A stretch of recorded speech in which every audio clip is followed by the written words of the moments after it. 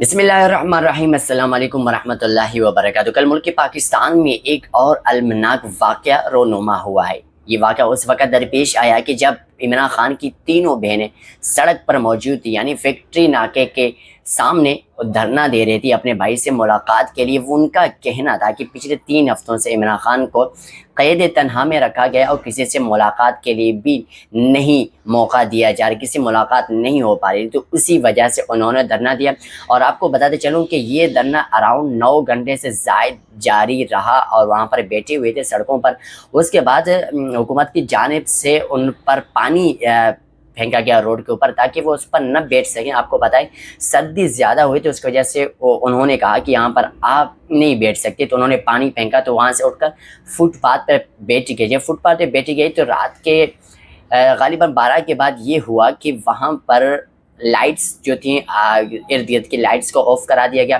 Lights کو of کرانے کے بعد وہاں پر بھاری نفری پولیس کی تعینات کی گئی، اور پولیس کے آنے کے بعد بعض ذرائع کے مطابق جو ہوش شبہ انکشافات سامنے آئے ہوئے ہیں کہ ان کا کہنا ہے کہ ان کی تینوں بہنوں کو گرفتار کیا گیا۔ اور جب آپ سائڈ اسکرین پر ویژولز دیکھ سکتے ہیں، جب انہیں گرفتار کیا گیا تو انہیں ایک نامعلوم مقام پر لے کے جانے کی کوشش کی گئی اور پولیس آگے تھی، جبکہ پی ٹی آئی کے کارکنان ان کی پیچھے تھے گاڑیوں سمیت، وہ بھی ان کے پیچھے نکل گئے، کہیں ان کو ایسی جگہ پر نہ لے کے جائیں ہمیشہ کی طرح جیسے بھی ہوتا ہے۔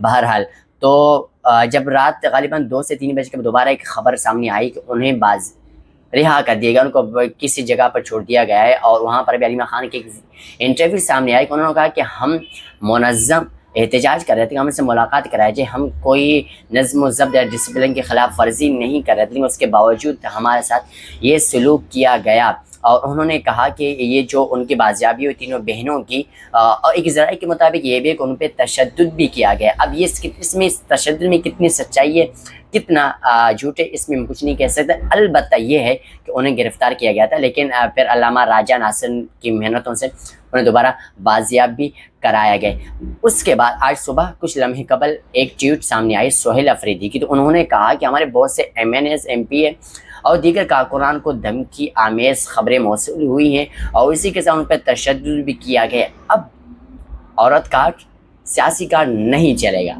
ان کی یہ اسٹیٹمنٹ کافی خطرناک لگ رہی ہے۔ اب آگے کیا کچھ ہو رہا ہے یہ پی ٹی آئی بخوبی جانتے ہیں اور عوام بخوبی جان لے گی کہ یہ آخر ہو کیا رہا ہے۔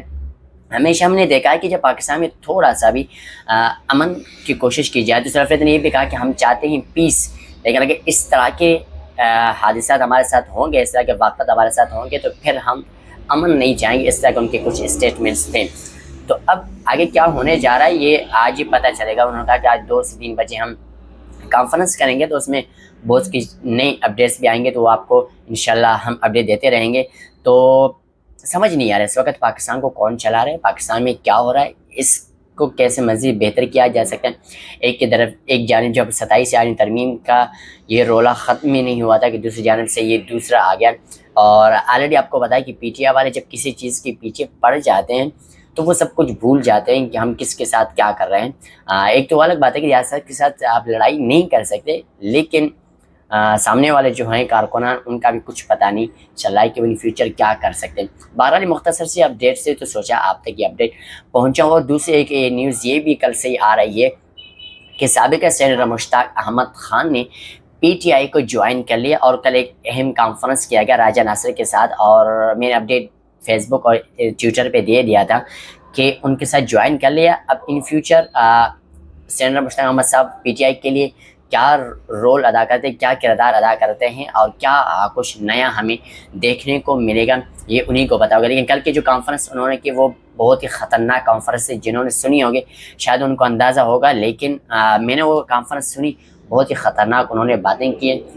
کیا یہ واقعی ایسا کچھ ہونے والا ہے یا نہیں، اور کیا واقعی سینیٹر مشتاق احمد نے پی ٹی آئی کو جوائن کر لیا ہے یا نہیں؟ لیکن اب تک کی کانفرنس جو انہوں نے کی اس سے یہ کنفرم ہو گیا ہے۔ بعض نیوز چینلز نے بھی آپ نے دیکھا انہوں نے بھی یہ کنفرم کیا ہے کہ انہوں نے آفیشیلی جوائن کر لیا ہے، جبکہ انہوں نے جماعت اسلامی کو بہت پہلے ہی استعفیٰ دے دیا تھا، اب وہ پی ٹی آئی کا حصہ رہے ہیں۔ اس طرح کے اپڈیٹس کے لیے آپ ہمارے فیس بک، یوٹیوب اور دیگر پلیٹ فارم سے فالو کر سکتے ہیں۔ تب تک کے لیے اتنا ہی، اللہ نگہبان۔